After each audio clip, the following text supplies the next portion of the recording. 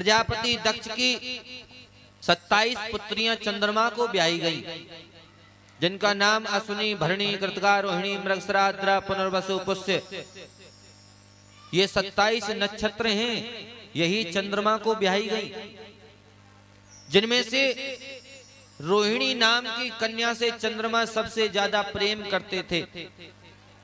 आकर के एक दिन सभी बहनों ने मिलकर के पिताजी से शिकायत की। पिताजी से कहा, पिताजी हमारे जो स्वामी है वो केवल रोहिणी को महत्व देते हैं, हमारा कभी किसी भी प्रकार से न कोई आदर करते हैं न सम्मान करते हैं। प्रजापति दक्ष ने चंद्रमा को समझाया कि तुम्हें गृहस्थ जीवन में सबको समान आदर देना चाहिए। चंद्रमा कहने लगे, मैं इसमें क्या करूं, मेरा मन केवल रोहिणी की तरफ ही आकर्षित रहता है, बाकी के इन अन्य पत्नियों से मेरा किसी भी प्रकार का कोई आकर्षण है नहीं, तो मैं किस प्रकार इनसे प्रेम करूं। प्रजापति दक्ष कहने लगे, तुम्हें घर परिवार में गृहस्थी में अपनी पत्नियों के साथ भेदभाव नहीं करना चाहिए।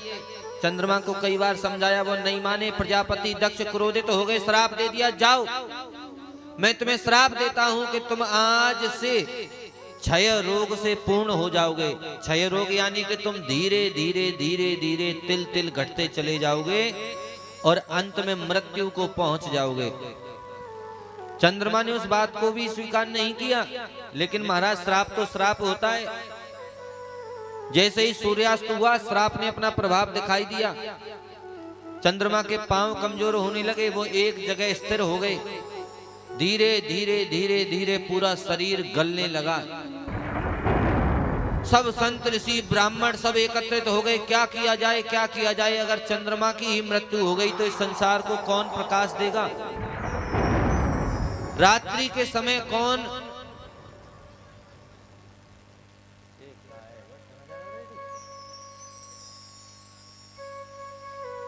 बोले शंकर भगवान की जय।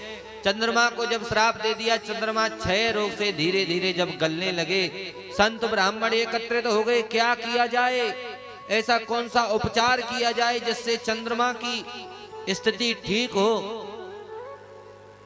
सब संत ऋषि मिलकर के भगवान भोलेनाथ के चरणों में प्रार्थना करने लगे, हे भोलेनाथ आप कृपा कीजिए, अगर चंद्रमा क्षय हो गया, अगर चंद्रमा नष्ट हो गया तो सृष्टि के क्रम में, सृष्टि के संचार में, पालन में बड़ा विघ्न उत्पन्न हो जाएगा।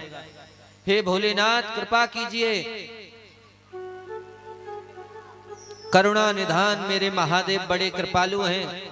लिखति यदि गृहीत्वा शारदा सर्वकालम तदपि तब गुणानमीश पारं न याति। लिखति यानी कि लिखे, लिखति यदि गृहीत्वा,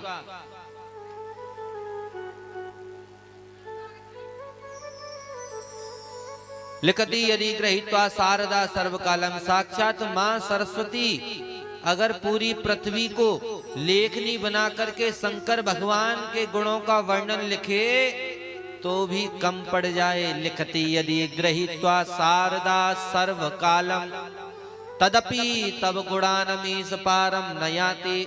वो तो परम कृपालु है मेरे भोलेनाथ, देवों के देव महादेव, कैलाशपति, कालों के काल महाकाल। भगवान भोलेनाथ ने कह दिया, जाओ जाकर के चंद्रमा के दुख की शांति के लिए, दोष की निवृत्ति के लिए महामृत्युंजय मंत्र का जाप करो। सब संत ब्राह्मण मिलकर के नदी के किनारे भगवान भोलेनाथ के कृपा से प्रेरित होकर के महामृत्युंजय मंत्र का जाप करने लगे। जाप के प्रभाव से धीरे धीरे चंद्रमा को बड़ी शांति प्राप्त हुई। जब 1,25,000 मंत्र जाप पूर्ण हुए, भगवान भोलेनाथ प्रकट हो गए। बोले शंकर भगवान की जय, श्री उमापति महादेव की जय, श्री काशी विश्वनाथ की जय, श्री अन्नपूर्णे महारानी की जय। महादेव वहां प्रकट हुए, भगवान भोलेनाथ ने आशीर्वाद दिया। चंद्रमा के ऊपर कृपा की, चंद्रमा को वरदान दे दिया कि आज से 15 दिन तुम्हारा क्षय तो होगा लेकिन तुम नष्ट नहीं होंगे, और फिर 15 दिन बाद ही तुम धीरे धीरे धीरे धीरे मेरी कृपा से पूर्ण हो जाओगे। इसीलिए दो पक्ष बना दिए, कृष्ण पक्ष और शुक्ल पक्ष। कृष्ण पक्ष अंधेरी रात जिनमें चंद्रमा कमजोर होने लग जाता है, अमावस्या तक बिल्कुल क्षय हो जाता है, और पूर्णमासी तक फिर पुनः पूर्ण हो जाते हैं।